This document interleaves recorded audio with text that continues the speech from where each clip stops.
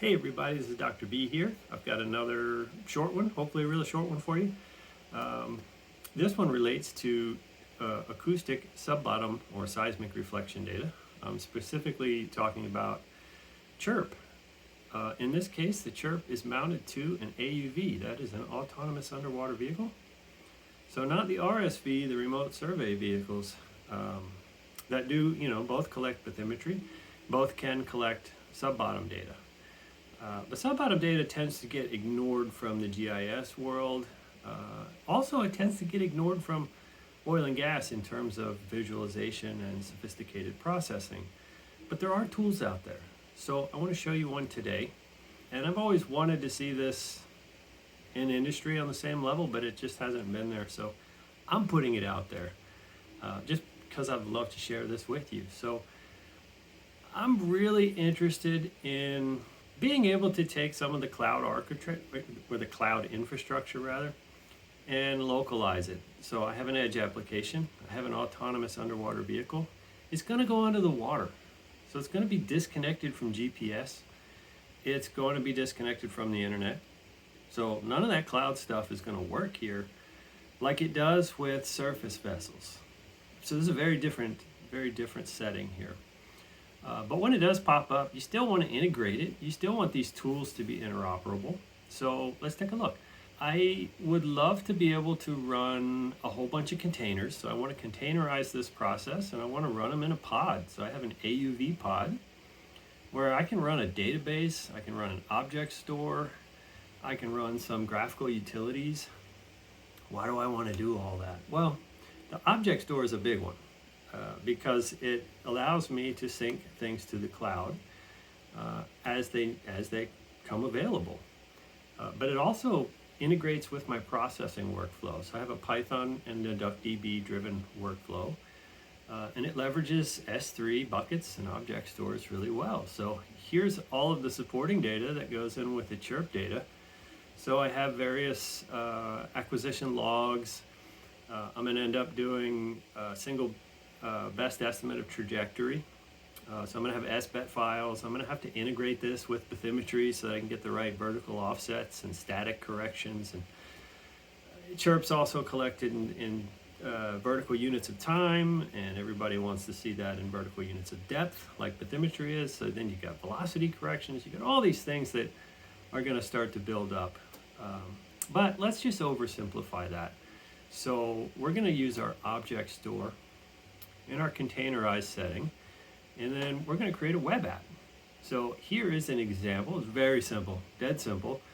If you've seen some of my other videos in web apps, you'll see that these are always very simple, and that is the idea.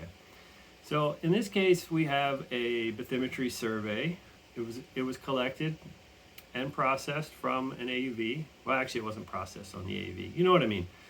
The AUV went underwater several thousand feet, collected this all on its own, popped up to the surface, had the chirp, had the magnetometer, had the multi-beam, had the whole package. So this was Gulf of Mexico, and the track lines here are for the AUV. So they are the multi-beam lines, but they're also the chirp sub-bottom lines. And so what I wanted to show you was we got slippy maps and we got map layers and we can do all sorts of things. We can pull in our raster, so we've got raster vector. But what about the sub-bottom? The sub-bottom, guys, come on. What I've done here is I've created a slippy map interface for chirp sub-bottom data.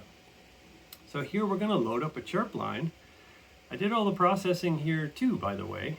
So the workflow from sensor to customer is on display here. So this is Gulf of Mexico data. You see on the map view on the top there that it's tracking the mouse. You can see in the panel on the left that it's updating the settings. We could change the velocity down to the water column or what's below the water column. So we have a horizon. The bathymetry here has been corrected. The bathymetry has been used to correct the chirp. Otherwise, this would just be all fixed height above the seafloor. As the seafloor goes up and down, so does the sub-bottom. Or so does the AUV rather, which means that everything is flat from the perspective of the sub-bottom profiler. So you need to apply those time shifts in the vertical direction, which all that's been done here. So that's the workflow part.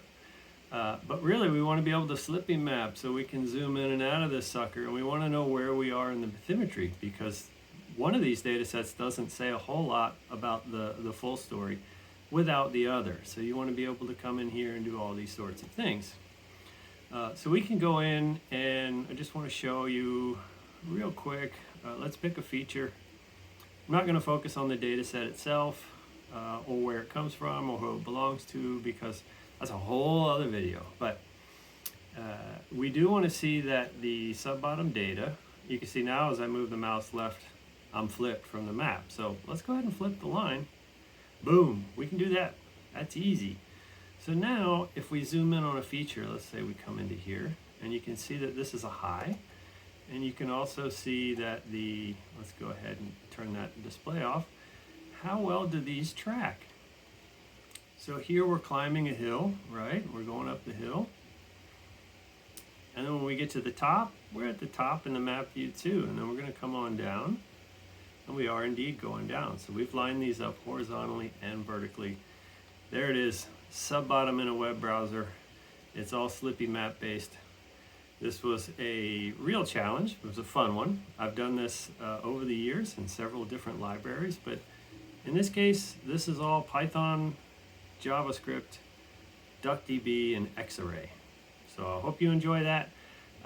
Would love to see more products like this out there in the GIS and in the geophysics world, and in particular in hydro. So thanks for watching, everybody.